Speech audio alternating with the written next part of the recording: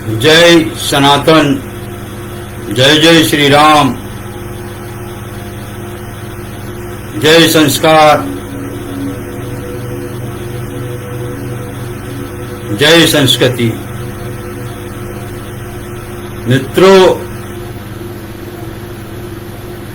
आज ज्येष्ठ मास कृष्ण पक्ष अमावस्या तिथि है, जो कि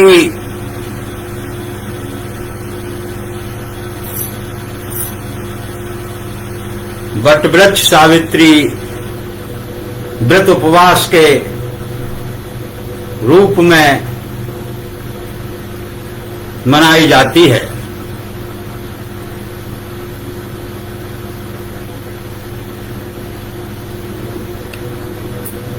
इस दिन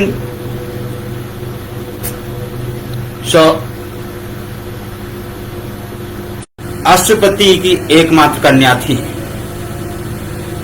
अपने वर की खोज में जाते समय उसने निर्वासित और वनवासी राजा धर्मसेन के पुत्र सत्यवान को पति रूप में स्वीकार कर लिया। लेकिन जब उसे देव ऋषि नारद के द्वारा यह ज्ञात हुआ कि सत्यवान की आयु मात्र केवल 1 वर्ष की ही शेष है, तो सावित्री ने बड़ी दृढ़ता के साथ कहा, जो कुछ होना था सो हो चुका। माता पिता ने बहुत समझाया, परंतु सती अपने धर्म से नहीं डिगी। सावित्री का सत्यवान के साथ विवाह हो गया। सत्यवान बड़े धर्मात्मा, माता पिता के भक्त एवं सुशील थे, और सावित्री राजमहल छोड़कर जंगल की कुटिया में आ गई। आते ही उसने सारे वस्त्र भूषणों को त्याग कर सास ससुर और पति जैसे वत्कल के वस्त्र धारण कर लिए और सारा समय अपने अंधे सास ससुर की सेवा में बिताने लगी। सत्यवान की मृत्यु का दिन निकट आ गया। सत्यवान अग्निहोत्र के लिए जंगल में लकड़ियां काटने जाया करते थे। आज सत्यवान है, महाप्राण का दिन है सत्यवान के। सावित्री चिंतित हो रही हैं। सत्यवान कुल्हाड़ी उठाकर जंगल की तरफ लकड़ियां काटने चले। सावित्री भी साथ चलने के लिए अत्यंत आग्रह किया। सत्यवान की स्वीकृति पाकर और सास ससुर से आज्ञा लेकर सत्यवान के साथ लकड़ियां काटने पहुंच गईं। सत्यवान लकड़ियां काटने वृक्ष पर चढ़े, परंतु तुरंत ही उन्हें चक्कर आने लगा और वो कुल्हाड़ी फेंक कर नीचे उतर आए। पति का सिर अपनी गोद में रखकर सावित्री उन्हें अपने आंचल से हवा करने लगी। थोड़ी ही देर में अपने भैंसे पर सवार होकर काले रंग के सुंदर रंगों वाले, हाथ में फांसी की डोरी और सूर्य के समान तेज वाले एक भयंकर देव पुरुष यमराज आ गए और सावित्री को, पति सत्यवान के प्राणों को ले जाने लगे। सावित्री अत्यंत व्याकुल हो गई। सावित्री यमराज के पीछे पीछे चलने लगी। यमराज ने सावित्री से कहा कि पत्नी केवल पृथ्वी पर ही अपना धर्म निभाती है और अब आप लौट जाइए, क्योंकि इनका अंतिम समय आ गया है।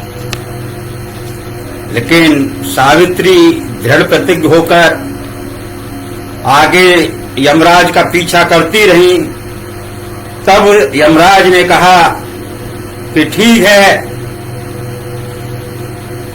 सत्यवान को छोड़कर तुम मुझसे जो चाहे मांग लो। तो सावित्री ने कहा कि अगर आप मुझसे प्रसन्न हैं तो मेरे सास ससुर की आंखें, मेरे ससुर का राजपाट वापस दिला दो और मैं 100 पुत्रों की मां बनूं, ऐसा वरदान मुझे दो। यमराज ने वचनबद्ध होकर तथास्तु बोल दिया। सावित्री लौटकर उस वट वृक्ष के नीचे आई तो सत्यवान के शरीर में प्राण वापस लौट आए। तो यह कथा सती सावित्री के ऊपर है और आज के दिन सती सावित्री के वटवृक्ष पूजा के रूप में मनाया जाता है।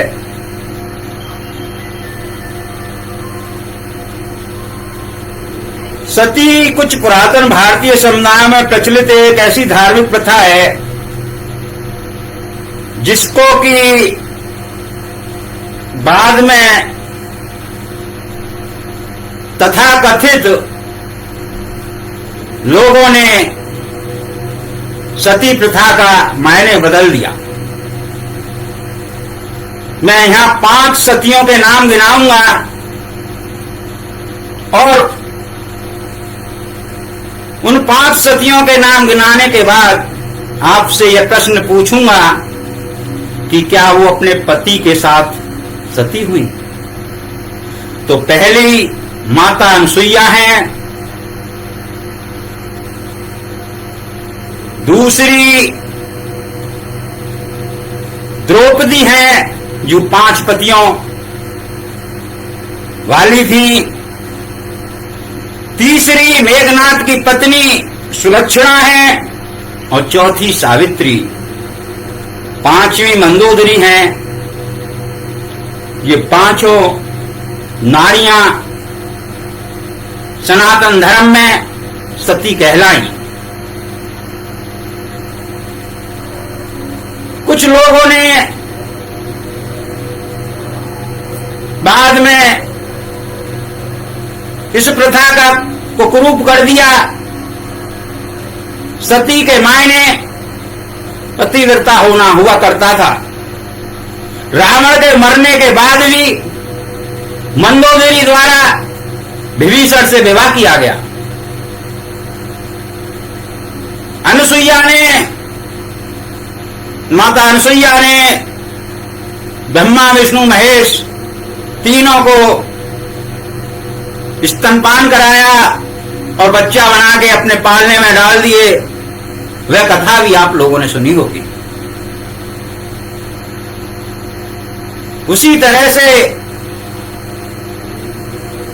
अगर हम इधर कहें तो राजस्थान के इतिहास को देखें तो रानी पद्मावती ने जौहर किया और अग्निकुंड में कूद गई, लेकिन अपने शरीर को जीते जी विधर्मियों के हाथ नहीं लगने दिया। तो ये पतिव्रता का कर्तव्य था कि वो अपने पति के प्राणों की रक्षा करे और उस रक्षा के अनुपालन में अगर उसे प्राण भी त्यागने पड़े तो प्राणों की आहुति दे दे। लेकिन कुछ गलत लोगों ने, गलत व्याख्यान करने वालों ने सती प्रथा का, भारतीय समाज का कुरूप रूप दिखाते हुए यह दिखाया कि पति के साथ ही चिता में मर जाना सती कहलाया जाता था। लेकिन ऐसा इतिहास में कहीं वर्णित नहीं है। किसी ऐसी नारी को सिवाय सुलोचना के मैं नहीं समझता कि सती का दर्जा दिया गया हो। सुलोचना ने अवश्य मेघनाथ का सिर लेके और सती हुई। बाकी के उदाहरण आपके सामने हैं, 5 नाम लिए थे मैंने। तो आज जरूरत है कि हम सनातन को समझें। सनातन में नारी का स्थान सर्वोच्च है। यत्र नारी पूज्यते तत्र रमते देवता। जहां नारी की पूजा होती है वहां देवता रहते हैं। उस घर में सुख साधन समृद्धि रहती है। यह माना जाता है। और कुछ लोगों ने सही मायने में तो घूंघट प्रथा भी हमारे यहां नहीं थी। घूंघट प्रथा या नकाब, यह सारी चीजें आप बेहतर जानते हैं कि कहां से आई। लोग आए, लोगों ने अपनी कहानियां गढ़ी और अपने धर्म गढ़ दिए। किसी को 14 साल हुए, किसी को 2000 साल हुए, किसी को 2500 साल हुए, किसी को 5000 साल हुए। इतिहास को तोड़ मरोड़ कर पेश कर दिया गया। आज जरूरत है कि इतिहास का सही रूप देखा जाए। इतिहास आईना होता है समाज का, मैंने कल भी कहा था, दर्पण होता है और इतिहास से हमें सबक लेना चाहिए। आज फिर कह रहा हूं कि अगर हम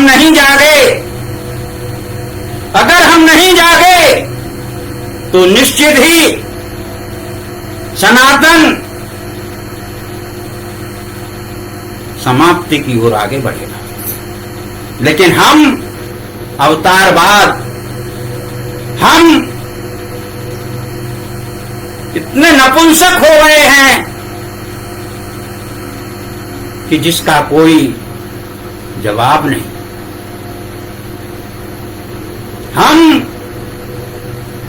दौड़ रहे हैं भौतिकवाद में। हम उस चीज को जब स्वीकार करते हैं जब विदेशी हमारी ही संस्कृति पर अपनी मोहर लगा देता है और कहता है सोशल डिस्टेंसिंग, तब हम अपना लेते हैं सोशल डिस्टेंसिंग। हम प्रणाम करना भूल जाते हैं, हाथ मिलाना सीख जाते हैं। लेकिन जब विदेशी ही कहते हैं कि भाई हाथ मत मिलाओ, गले मत मिलो, दूर से नमस्ते करो, तब हम नमस्ते कहना अपनी भारतीय संस्कृति की ओर लौटते हैं। तो कम से कम जो हमारे समाज में, जो हमारे सनातन में अच्छी चीजें हैं, हो सकता है कुछ पाखंड हो, कुरीतियां हो, लेकिन अच्छी चीजों को स्वीकार करना चाहिए, अंगीकृत करना चाहिए। इन्हीं शब्दों के साथ मैं आप लोगों से विदा लेता हूं, वाणी को विराम देता हूं और आप लोगों से आह्वान करता हूं कि सनातन संस्कृति के प्रचार प्रसार में आप अपना अमूल्य योगदान तन मन धन जिस रूप में दे सकते हैं अवश्य दीजिए। क्यों? क्योंकि धर्म का भी ऋण चुकाना होता है। संगठन से जुड़िए और संगठन से जुड़ के मैंने देखा कि लोग पद लेने के लिए आ जाते हैं फिर निष्क्रिय हो जाते हैं। उनको जय सनातन लिखने में दिक्कत होती है, जय संस्कृति लिखने में दिक्कत होती है, जय श्री राम लिखने में दिक्कत होती है। हमने पहले कहा है हम राजनीतिक संगठन नहीं है, हमें सनातन की अलख जगानी है और हम सनातन की अलख जगाकर रहेंगे। जय श्री राम, जय सनातन, जय संस्कृति, जय जय श्री राम। हर हर महादेव, हर हर महादेव, हर हर महादेव, हर हर महादेव, हर हर महादेव। जय